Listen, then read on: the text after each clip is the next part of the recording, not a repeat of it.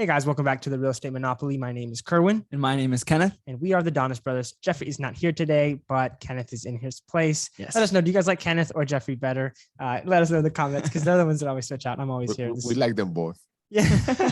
Well, now you spoke, I got to introduce the third person, the third voice. This is Carlos Amaya.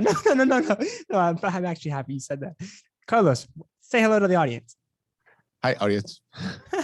Carlos Amaya, thank you so much for being here. We're very excited for the conversation we have in store.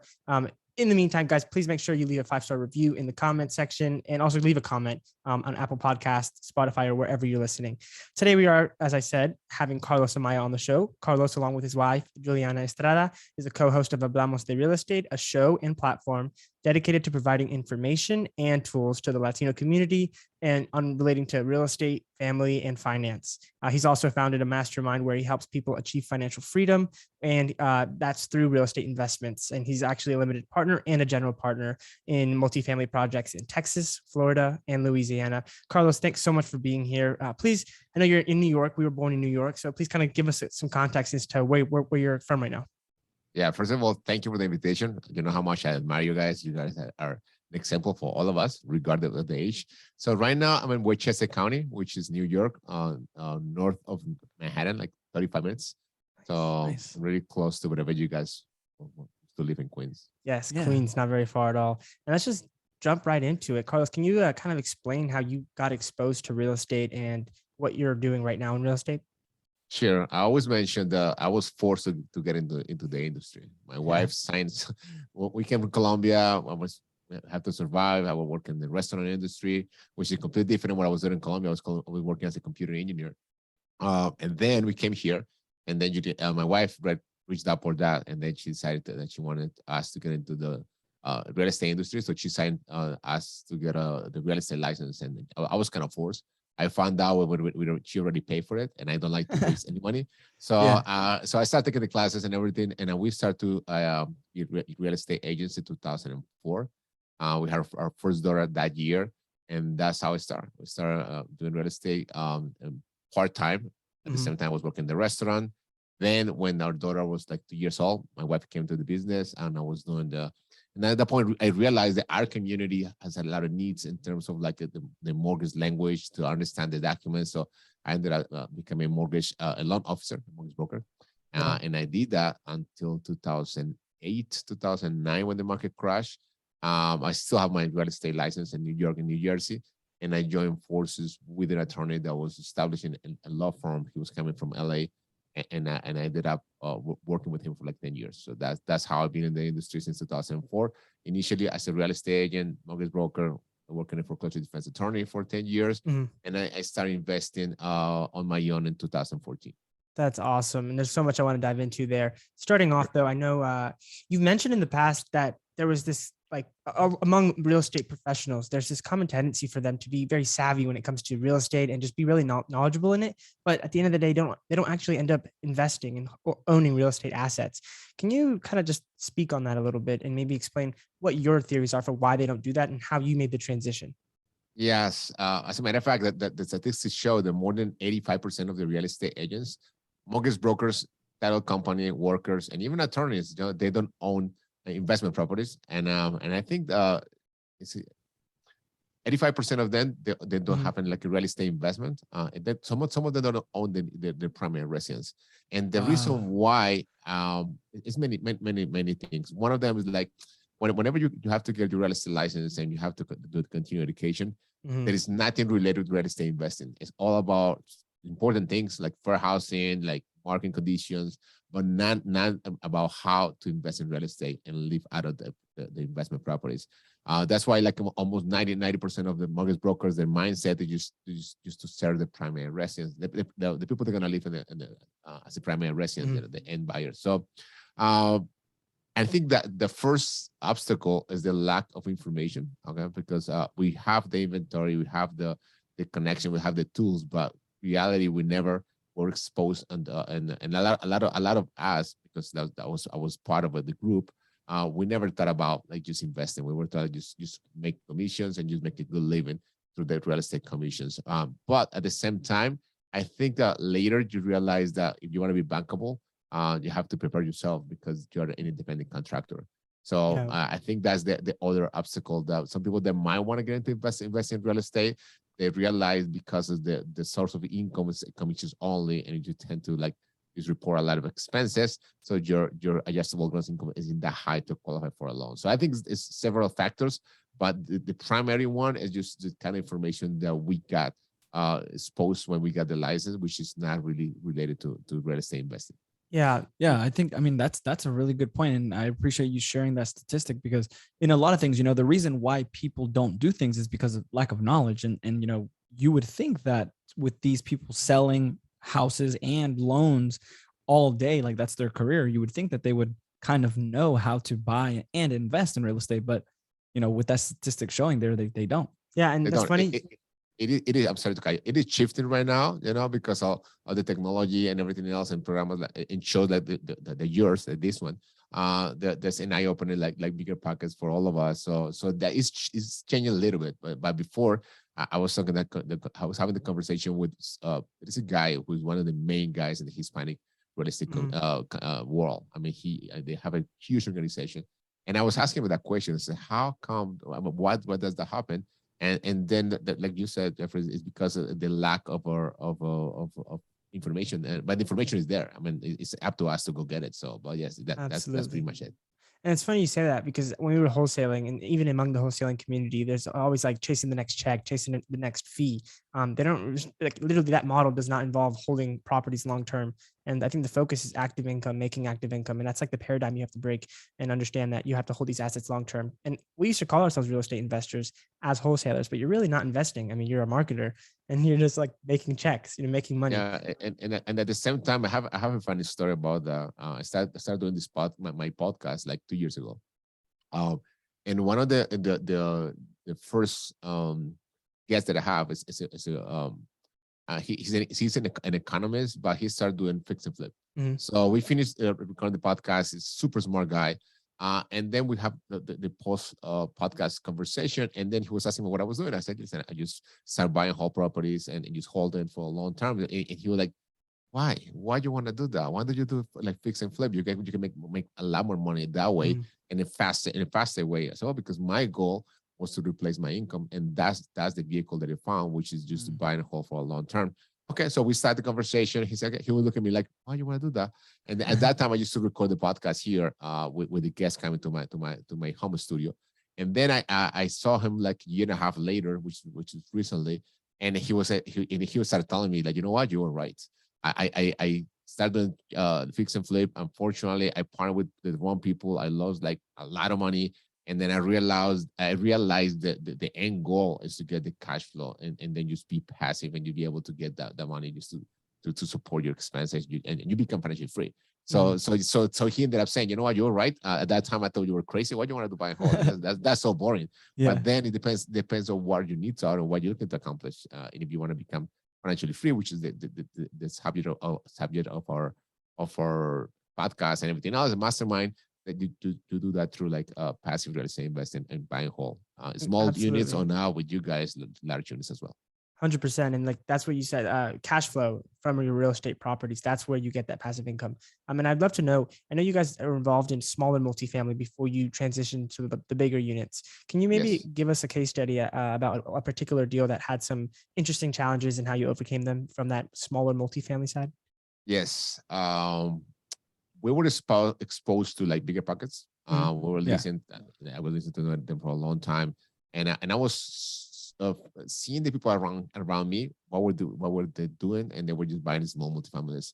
So we started like organizing ourselves, and it came out because of the need. I don't know if I told you the story before. I have a lot of health issues. I have like cancer in 2012, brain surgeries from 2015 to 2017.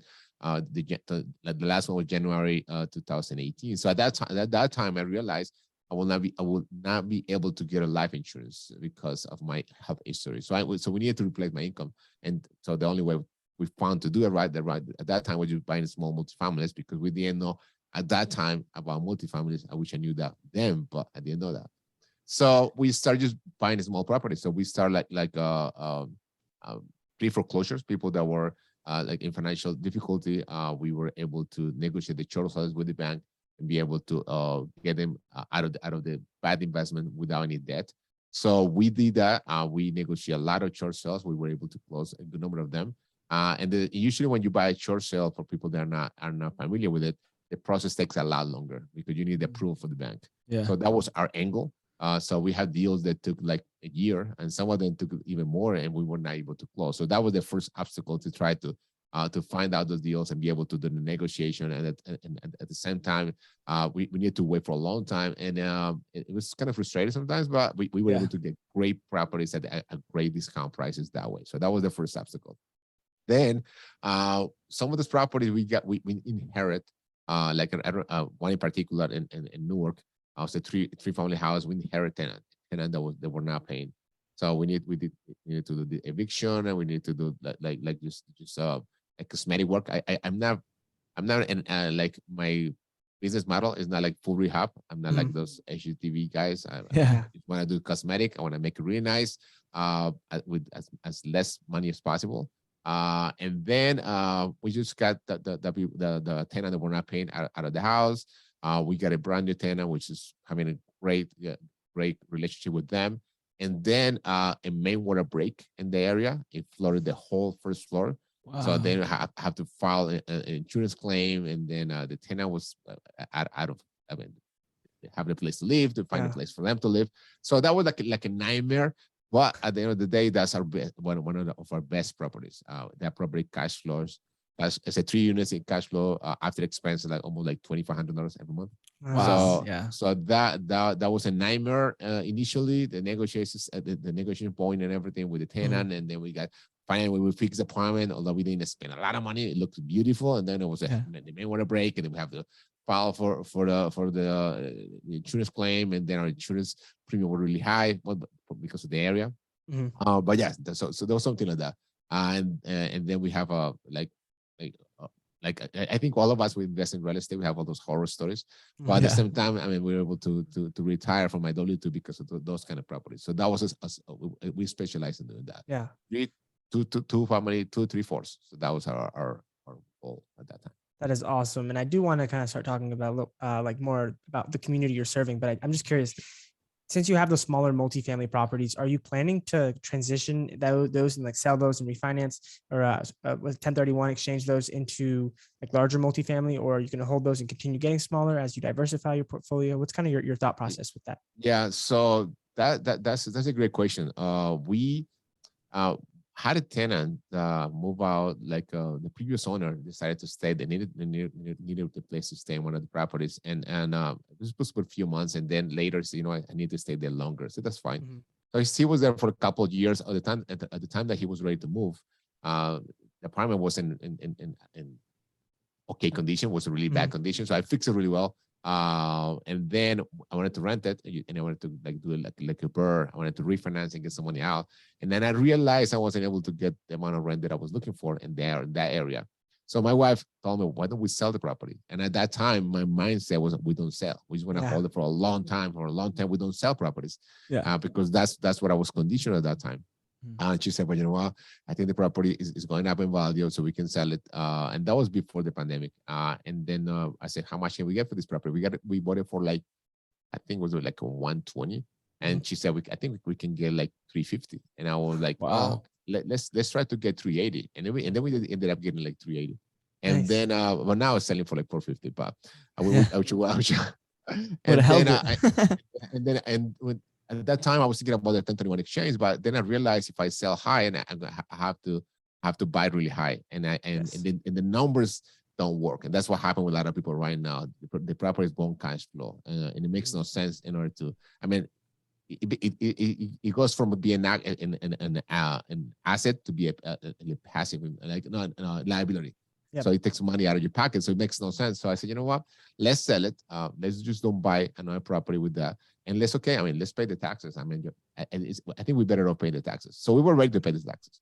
And then I joined a mastermind. And at that time, I was talking with a guy, and he mentioned syndication. I mean, he mentioned co-segregation. So I invite him as a guest in my podcast. And I started asking him all this question about co-segregation, syndication. And that was like in November. So and he explained to me, you need to get into the deal as soon as possible, to be able to qualify.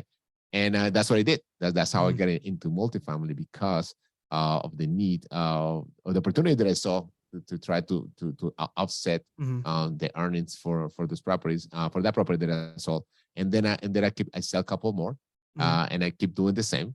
And then I decided to hold like the small portfolio I still have. I might want to do the transition with those two. I'm just so comfortable with having my expenses paid by them, like my mortgage and everything. But eventually, I was talking with my wife the other day that we might want to do the full transition. But yes, we still have some properties, and especially that one in Newark, really close to our heart, especially like for a period of time. Like I just have phone calls because we manage our own properties, and my daughters, they knew my face. Oh, that's the Newark property. I don't something, and that was the Newark property. I have older properties that I never had a complaint about it. Nothing breaks, and this one is supposed to be the Newark property. Everything breaks, but now we stabilize the property and the tenants, and it's behaving really good. Yeah, we can totally relate to that. That's awesome. I mean, when we so it's like almost against your DNA to sell in real estate once you get an asset. And that's what we had. We had some single family properties that we ended up selling one of them. And we were like very much so against that. But in hindsight, we look at it as now, because that money, and similar to you, we took that money and invested in masterminds, courses, networking events. So like it was a just different kind of investment. It was an investment in ourselves, in our education. And we believe that has the highest return on investment. So that's why, we kind of shifted that paradigm a little bit. But I did want to kind of touch on, so I know you serve the Latino community, and I love that. And that's why I really wanted to dive into that. Starting out in general, though, something that I find really fascinating is a lot of the misconceptions around money that we get and we have as like a community. And Jeff Kenny probably has a lot of like examples, but starting out, what are some that you've come across in the people that you interact with, and just maybe growing up, some common money misconceptions? Yeah, we have the usual ones, that the money that doesn't grow on the trees. You have to work really hard, and it's a mindset, and it's a cultural issue, because said we have to like used to work like a to the point that you have to earn things, and the harder you work, the more things you're gonna be able to accomplish. So I always have a phrase in my show that said that the Latino community, we were conditioned to work full time, part-time, and all the time. When I came here 20 years ago, over 20 years ago, I do remember going to like family meetings or like events, and the people that were most proud was the people that said they have 3 jobs. I remember I was like fascinated for me, people that were happy, like have 3 jobs, have a full-time and 2 part-times, and the other people around them, they were like, oh, there are heroes and they have 3 jobs, and I was like, makes no sense to have 3 jobs. I mean, it's a lot of work. Yeah. But I think that's one of the condition. And something that as a community, especially as an immigrant community here, we don't grasp the fact that this is the best country to invest. I mean, it's that the banking system works really well, and you can leverage it. We still, as a community, think that there's them against us.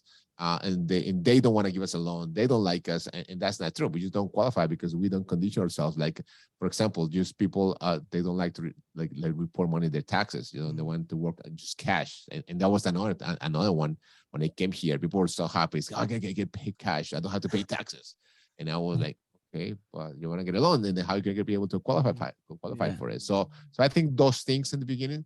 That's what surprised me, and a little bit later we're gonna talk about why that happens, and especially here, people come here and they still living with mindset they bring from their countries, and the reason why is because the information they consume, and I think just go a little into that if you want me to. Yeah. So, I mean, like you said, I think in this country, there's so many opportunities, and, immigrants from all over the place, not just, the Latino community, but they come here and they come to seek those opportunities, but then they come and they work very hard. I think especially Latinos, but most of the immigrants that I know, they're hardworking people. But why do you think it is that they don't use investments in order to kind of save their time and pretty much replace their income?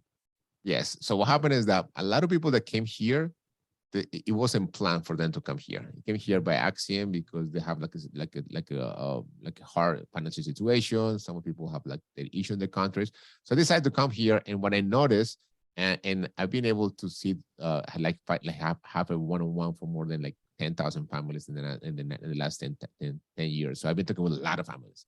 So I noticed different trends. One, like almost 90% of people that come here, their main goal is to go back to their countries. So they envision, they live here, but they envision their life, how their life is going to be when they go back. So that's what you see. The first thing that as an immigrant, the first thing we do is start sending money back to our countries. Why? Because we want to buy something there. We want to establish our houses there, our investment there. Although it's a terrible investment because nobody's taking care of the houses there. Other people are gonna maybe mismanage whatever we send. That's what happens. So the first thing is that a lot of immigrants that came here. I'm talking about the Latin community, the one that I have experience with. The main desire is to go back to their country. So that's why, okay, I wish I'm gonna come here for like 4 years, 3-5 years, and I go back. So that's why they don't want to have any roots here, and they try not to live comfortable here because they want to work as much as they can, just to send money, just to buy something there, and just go back to their country. And later they realize, after 34 years, that never happens. And when that happens, the country is not there anymore. They expected. So then they end up returning to the United States. So number one, their main goal to be here is just to find a way to go back. Number two, they don't get accustomed to the system, and then also they surround themselves with people that think the same way. So they say, you know what, let's go over here, let's get paid in cash. Don't report any taxes. Let's don't trust the credit card system because they don't trust the bank institutions in their country. So they become invisible in terms of financial the financial institutions. And so that's another reason. Although in the last 5 to 10 years, I've seen the shift happen. You know, I see the new generation coming. They're more like savvy in terms of education, and they wanna not to make the same mistake that the older generation made. But that's what happened before. I think that was the purpose why we came here. We used to go back, and also we ended up consuming information, and especially in Spanish, that's not really designed to make us even in English too, to make us like financially like free or financially savvy. So a lot of novelas and the radio station. I used to do a lot of radio shows, and I was waiting for my spot to get into there. And the conversation that they were having was like horrible. I mean, like super bad and like super dark angles and everything. And then I noticed the rating was really high. And the same thing happened in English. I mean, but I think we're talking about community, so that's what happened. So that's why I wanted to make sure my content is in Spanish, and there's an alternative for people that want to learn how to do it.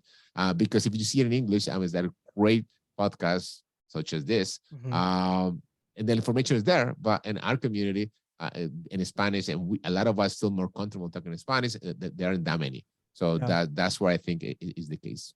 Yeah, it's funny you say that, because in English, we have a lot of different alternatives to like the mainstream media and things like that is typically negative because it gets more reviews. But when it comes to the Latino Spanish speaking community, they might not have as many. And I mean, my mom always has like the TV news on, and it's always negative, you know, it's always in Spanish. But I'm like that telenovelas and things like that aren't the best, I guess, for like becoming financially literate and things like that. But I did want to expand on a point you made. You were kind of alluding to the American dream that I think attracts a lot of people here.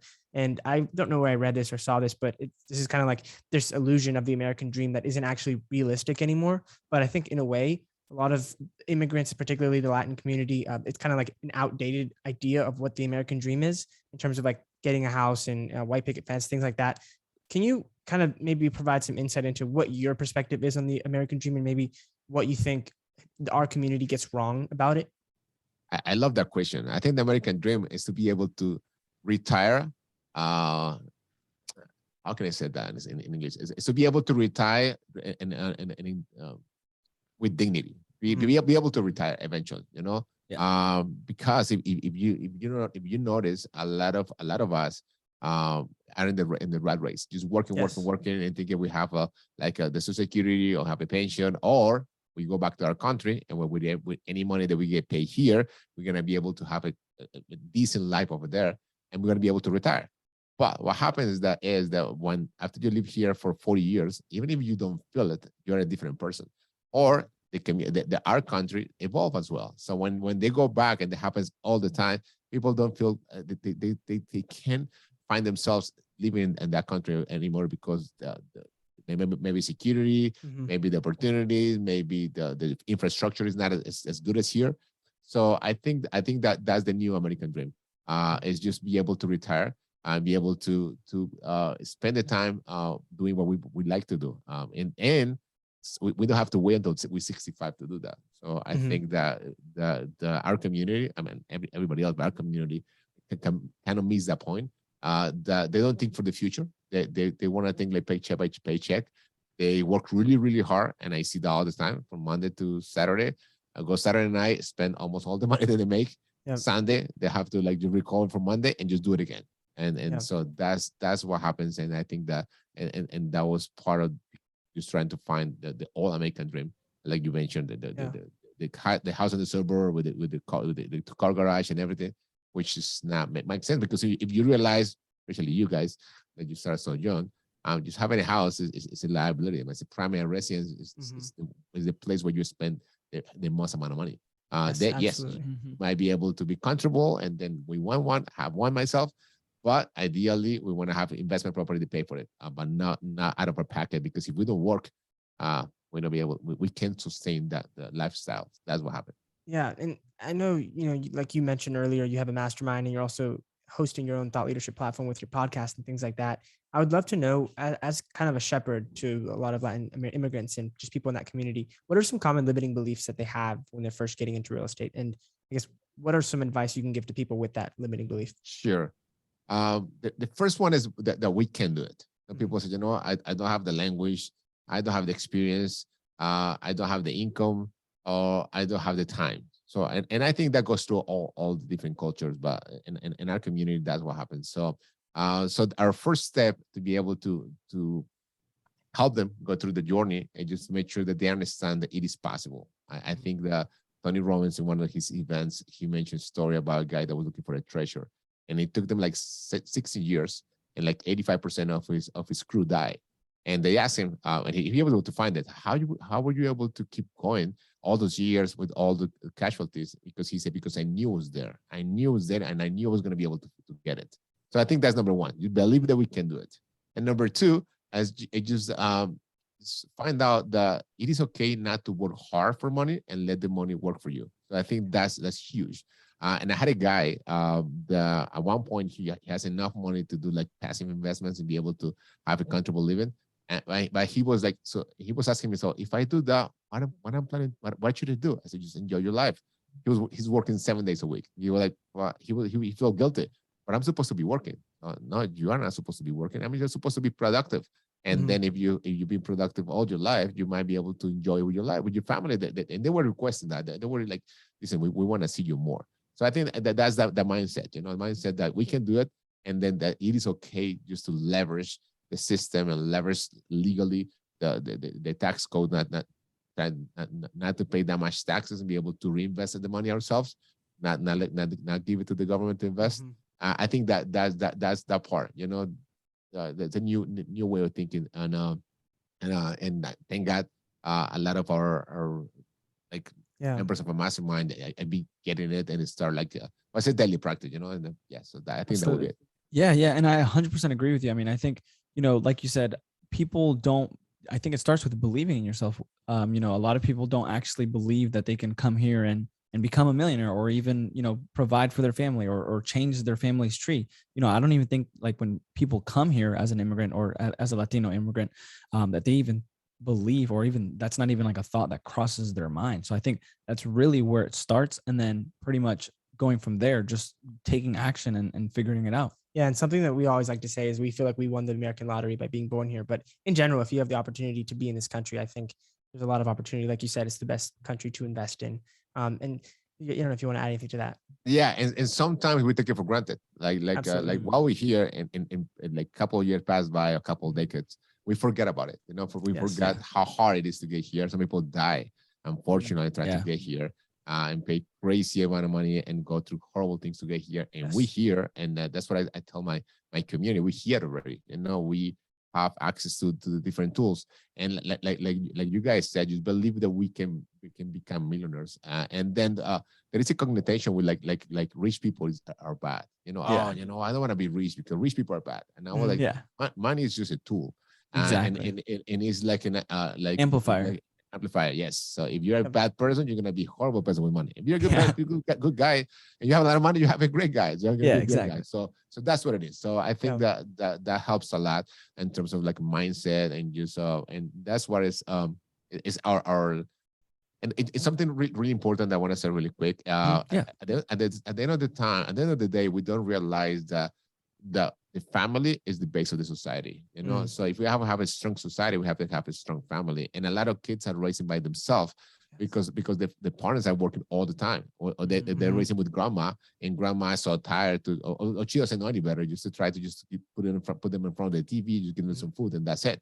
And then so you kind of banking of like the news, the media, or the TVs or the station to raise your kids. So that's why I think it's so important as a community, especially our goal is to target the parents, the mom and dad, just to change their mindset, and that way just break the history of generational curses, misconception, and then just be able to lead by example. Because you don't have any kids right now, eventually when you have one, you can tell them whatever you want to, but they will learn with your example. If they see you doing it, and then they will do it, and they will learn. So that's awesome. That's awesome. And just, you know, before I guess we move on, I'd love for you to just kind of touch on the community that you've built. Like, what exactly do you do? How do you help? And what exactly it is?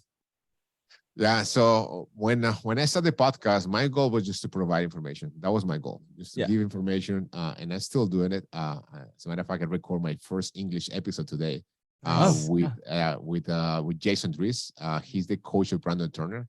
Gotcha. Okay. Yeah. So it was a great show. So and we're gonna have Brandon Turner for October 20th. So that's awesome. That's awesome. It's pretty nice. I love it. So the first goal was to provide information. That's what we wanted to do. But then people started reaching out and said, how can I know more? How can I structure more? So we created our mentoring program, which is six sessions when we take people from like knowing nothing or little about real estate, just to become like with the tools and information to be able to take action. So that was our first program that we created, and it went really well. But then we find out that people were so happy, they learned a lot, but they were not taking action. So then we realized, okay, so that happens all the time. You know, you go to an event, you're pumping up, you go to sit on the runs, then Sunday finish, then Monday you go back home to surround yourself with people that tell you, no, you can't do it. That's not true. I mean, they're taking your money. You already pay for the staff. You know, don't do it. Just go back to do the same thing. So then I realized we need a community to support them, you know, on a daily basis. So we create a mastermind, and then we meet with them every week, and then we bring a guest speakers, such as you guys, you came with us ready, and that's how we did it. So pretty much what I'm planning to do, and you mentioned something really smart, that you guys sold a property and then you invest in yourself. So I joined multiple masterminds. I go to a lot of events, and I'm trying to transmit all the information, to try to package and just give it to my community in Spanish, and try to see what works and implement it. So right now we have a mentoring program. We have the mentoring program still, and then we have the mastermind. Now we meet every week, and we try to hold people accountable. You know, so we have goals. We have different tools that we use, make sure that they're going to be able to reach their goals. But again, it goes back to the mindset first, and then the strategy. Figure out how we're going to be able to get that. Yeah, absolutely. That's awesome, and I absolutely love that. Just because, you know, like we have been talking about, you know, the Hispanic community, hardest working, or one of the hardest working communities out there. And unfortunately, they just don't know the keys that can make them very wealthy. You know, real estate is a proven wealth strategy. So I think that's awesome. Yeah, and before our speed round, I did want to touch on it because you emphasize the importance of family, and of course, like we understand the importance of family. We're three brothers working in our business, and you're working alongside your wife, and I'm sure you're teaching your kids, and that's kind of what I wanted to focus in on. How are you kind of making sure, because you're building a lot of wealth, and your plan is to build wealth? How are you going to make sure that your children preserve that wealth and are able to carry that on? I believe it's like every family loses their wealth after the third generation. Yeah. The first makes it, the second enjoys it, and the third loses it. So how are you going to make sure? And like, it's like, what principles are you teaching them about money?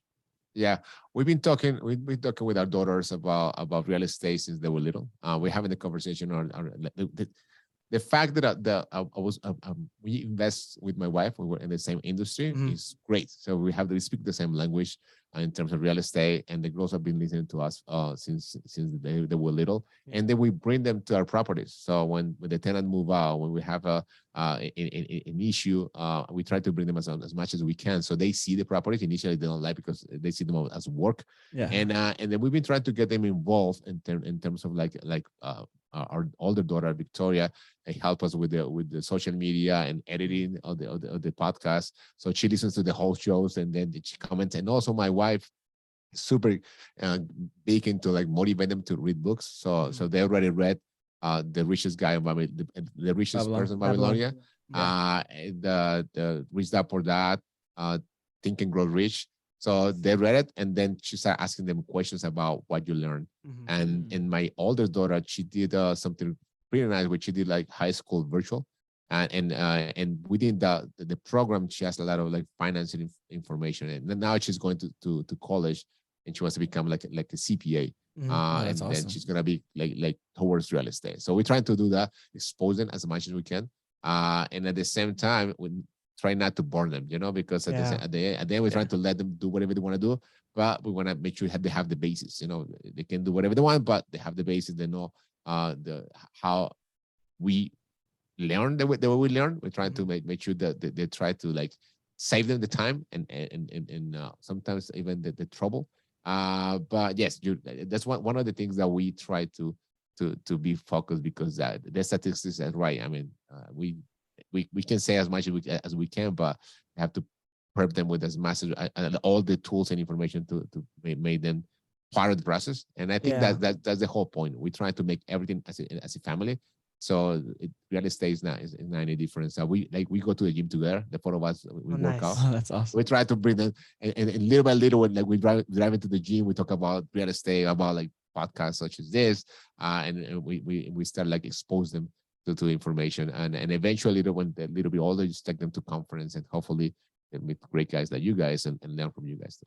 That is awesome. I love to hear that. That's beautiful. Awesome. And yeah, thanks so much. You shared a ton of wisdom today. Are you ready for our speed round?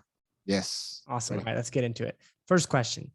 So is there any one thing, what is one thing that you're doing differently today that you weren't doing when you first started in real estate, and now are happy you're doing now? Investing in large multifamily. Okay. I wish I knew that a long time ago. Love that. What is in business or personal, what is the biggest failure that you've had? The biggest failure, I think, when the market crashed in 2008, and we were like both in the same industry. I was doing mortgages and my wife was doing the real estate. We have like a lot of great deals in our pipeline, and they did not close. And then we need to live out of our savings for a long time. And then we were like really close to like just change the industry or just like go bankrupt. So I think that was, and that was a learning. And I wish I learned at that point, which I didn't, because I started investing just like 6 years later. That you cannot just depend on only one income, and then you need to have like passive investment. So I think that was it. Just be both of us in the same industry, just depending on only one income. It's two of us, but just one part of the industry. So I think not have diversification the way we're doing right now. So I think that was the biggest failure. Multiple streams of income. I love that. You said it better. What is one book that you would say has changed your life in terms of business and or personal life? I'm gonna give you two. And I have a big sign over here. I wish I could turn my camera. It's called The Gap in the Game. So that's huge. And the guy is Dan Sullivan and Benjamin Harder. And then they also wrote another one called Who Know How. So those I mean, obviously reached out for that. That's how we get into real estate. But I'm sure you get that all the time. Yeah. So the Gap and the Gain and Who Know How. Those two books are like a must. Awesome. Oh, And awesome. what is your long-term vision for your business, and what are you guys aiming to accomplish moving forward? I've been saying this for a long time. I want to become the Rory Kiyosaki and Tony Robbins combined in the Hispanic community.